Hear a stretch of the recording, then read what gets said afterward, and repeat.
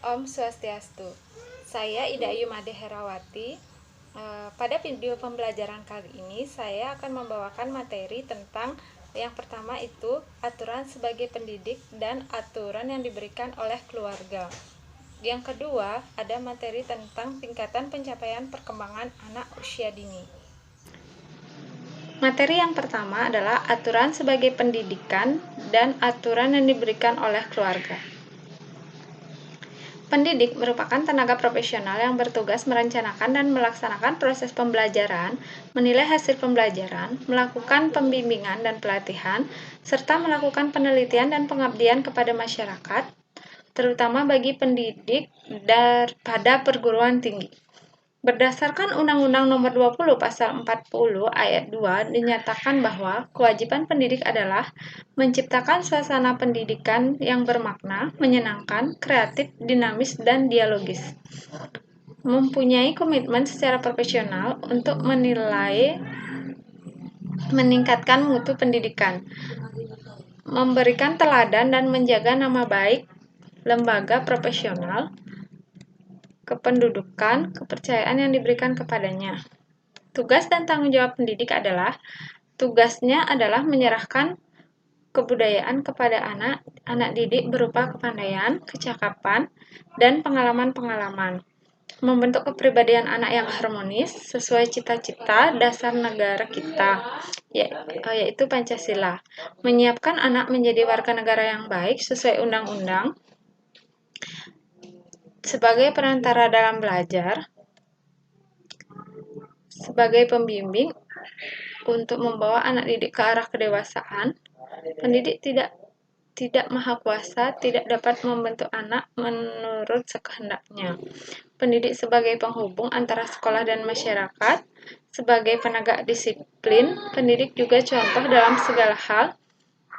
Pendidik sebagai administrator dan manajer, pendidik sebagai perencana kurikulum, pendidik sebagai suatu profesi, pendidik sebagai pemimpin, pendidik sebagai sponsor dalam kegiatan anak-anak. Adapun tanggung jawab pendidik adalah bertanggung jawab untuk mencerdaskan kehidupan anak didik, serta bertanggung jawab untuk membentuk anak didik agar menjadi seorang bersusila yang cakap, berguna bagi agama, nusa, dan bangsa di masa yang akan datang. Tenaga kependidikan bertugas melaksanakan administrasi, pengolahan, pengembangan, pengawasan, dan pelayanan teknik pada menunjang proses pendidikan pada lembaga PAUD. Tenaga kependidikan terdiri dari pengawas atau pemilik, kepala sekolah, pengelola, administrasi, dan petugas kebersihan. Tenaga pendidik PAUD pada jalur formal terdiri atas pengawas, kepala TK atau RA, tenaga administrasi, dan petugas kebersihan. Tenaga kependidikan pada jalur non-formal terdiri atas pemilik, pengelola, administrasi, dan petugas kebersihan. Tenaga kependidikan PAUD terdiri atas pengawas, pemilik, kepala sekolah, pengelola, tenaga administrasi, dan petugas kebersihan yang diatur sendiri oleh masing-masing lembaga. Pengawas atau pemilik, kualifikasi dan kompetensi pengawas pada jalur pendidikan formal didasarkan pada Peraturan Menteri Pendidikan Nasional Republik Indonesia Nomor 12 Tahun 2007 tentang standar pengawas sekolah madrasah beserta lampirannya. Kualifikasi dan kompetensi pemilik PAUD jalur pendidikan nonformal didasarkan pada Peraturan Pemilik Pendidikan Nonformal pada umumnya. Kepala PAUD jalur pendidikan formal, kualifikasi dan kompetensi TK atau RA didasarkan pada Peraturan Menteri Pendidikan Nasional Republik Indonesia Nomor 13 Tahun 2007 tentang standar kepala sekolah beserta lampirannya. Pengelola PAUD jalur pendidikan nonformal adalah penanggung jawab dalam satuan jalur pendidikan nonformal dengan kualifikasi minimal memiliki kualifikasi kompetensi guru pendamping, berpengalaman sebagai pendidik PAUD minimal 2 tahun, lulus dalam pelatihan atau magang dari lembaga terakreditasi. Selain memiliki kompetensi guru pendamping, pengelola PAUD harus memenuhi kompetensi sebagai berikut. Yang pertama, kompetensi kepribadian. Yang kedua, kompetensi profesional. Yang ketiga, kompetensi manajerial. Yang keempat, kompetensi sosial. Sedangkan keluarga juga dianggap penting dalam kemajuan dan kemampuan anak saat belajar, baik di sekolah, sehingga diperlukan beberapa hal yang patut diperhatikan untuk melakukan kerjasama keluarga, seperti mengetahui kontak keluarga, memperkenalkan program pembelajaran yang akan dilakukan, berkomunikasi dengan keluarga yang baik maupun non-formal, bekerja sama dengan keluarga, melakukan kegiatan pembelajaran, merespon setiap situasi, atau peka terhadap kondisi keluarga. Materi yang kedua adalah tingkat pencapaian perkembangan anak usia dini. Menurut Undang-Undang Nomor 20 Tahun 2003 tentang Sistem Pendidikan Nasional Pasal 1 menyatakan bahwa pendidikan anak usia dini atau PAUD adalah suatu upaya pembinaan yang ditujukan kepada anak dari usia sejak lahir sampai usia 6 tahun yang dilakukan melalui pemberian rangsangan pendidikan untuk membantu pertumbuhan dan perkembangan jasmani rohani agar anak memiliki kesiapan untuk memasuki pendidikan lebih lanjut. Jadi, pendidikan anak usia dini sangat berperan penting dalam memberi stimulasi untuk tumbuh dan kembang anak. NAEYC menjelaskan bahwa terdapat dua hal penting tentang kurikulum bagi anak usia dini.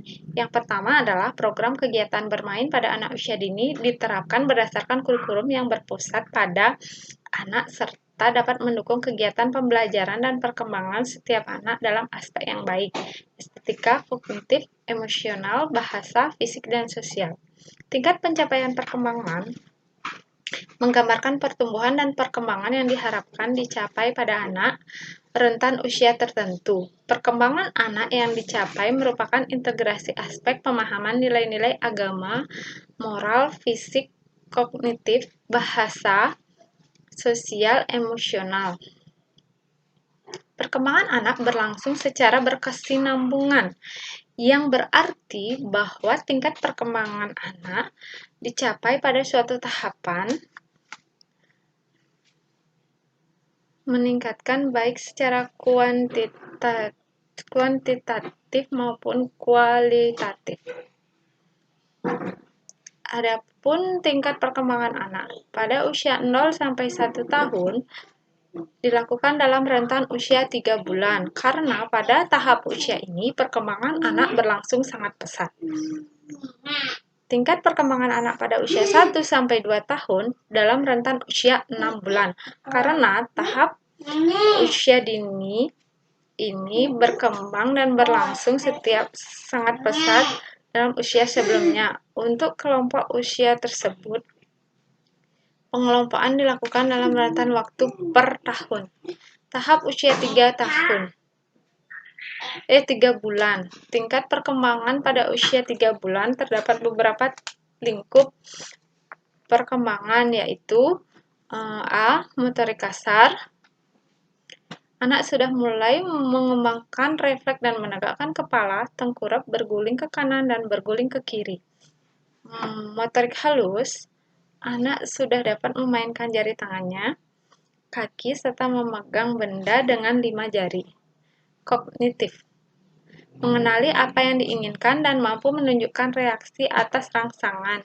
Misalnya, setelah digendong atau diberi susu, anak akan berhenti menangis.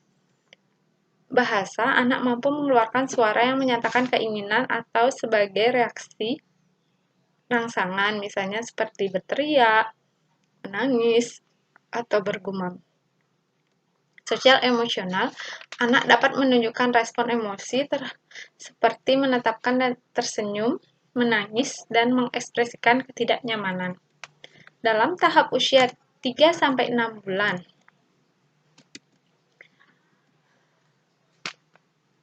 motorik kasar, anak dapat meraih benda, tengkurap dengan dada, diangkat, dan kedua tangan menopang, duduk dengan bantuan. Motorik halus, anak dapat memasukkan benda dalam mulut, memindahkan mainan dari satu tangan ke tangan yang lainnya. Kognitif, anak dapat memperhatikan permainan yang diinginkan, anak dapat mengulurkan kedua tangannya untuk digendong. Bahasa, anak dapat memperhatikan atau mendengar ucapan orang mengoceh, tertawa kepada orang yang mengajaknya berkomunikasi.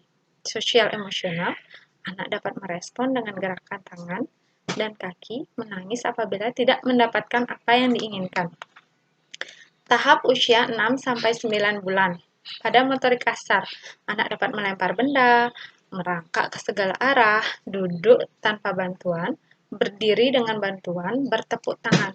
Motorik halusnya, anak dapat memegang benda dengan ibu jari dan jari telunjuk meremas. Kognitifnya, anak dapat mengamati benda yang bergerak, berpaling ke arah sumber suara, mengamati benda yang dipegang kemudian dijatuhkan.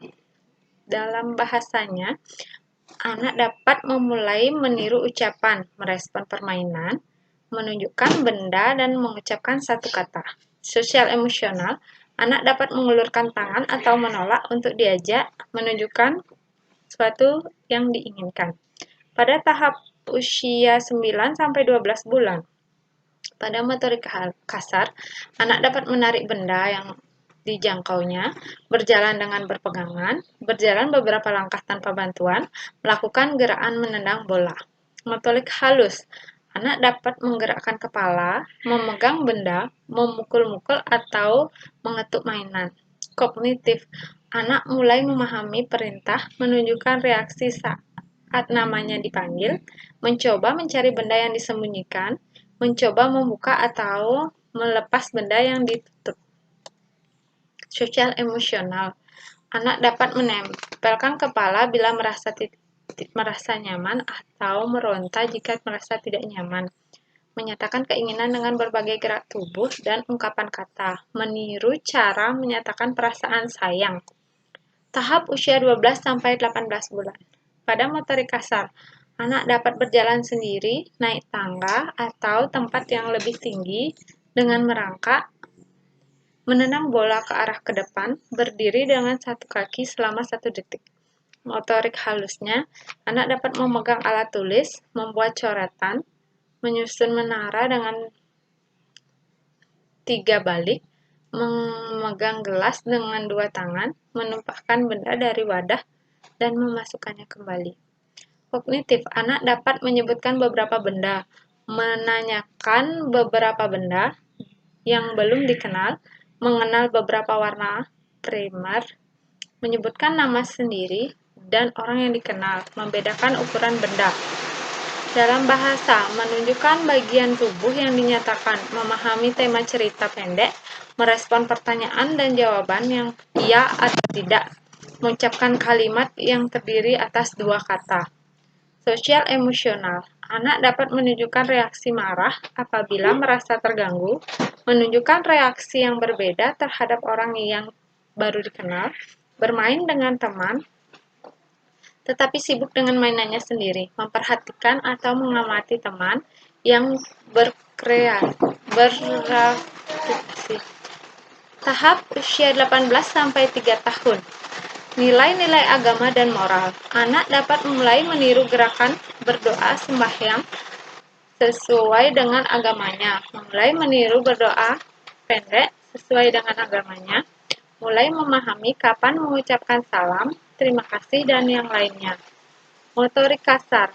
Anak dapat berjalan sambil berjinjit, melompat ke depan dan ke belakang, melempar dan menangkap bola, menari, mengikuti irama naik dan turun tangga. Motorik halus. Anak dapat meremas kertas atau kain, melipat kertas, menggunting kertas tanpa pola. Koordinasi jari tangan cukup baik untuk memegang benda pipih. Kognitif. Anak dapat menyebut bagian-bagian pada gambar, mengenal bagian-bagian tubuh, memahami konsep ukuran, mengenal 3 macam bentuk, mulai mengenal pola. Dalam bahasa, anak dapat hafal beberapa lagu sederhana, memahami cerita atau dongeng sederhana, memahami perintah sederhana, menggunakan catatan dengan tepat. Sosial emosional.